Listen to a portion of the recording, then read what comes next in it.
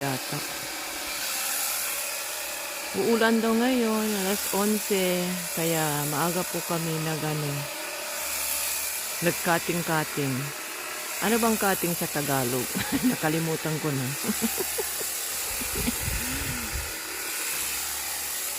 Tapos tinutulungan ko siya. Ako yun ang mag-ipon-ipon ng mga kalat ni Habi. Ayan.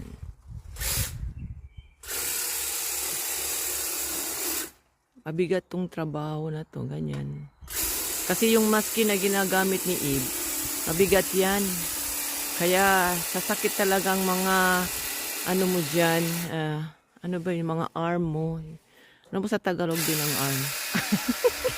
Paki-comment down below. Uy, may ganun pa yun ha. Comment down below daw.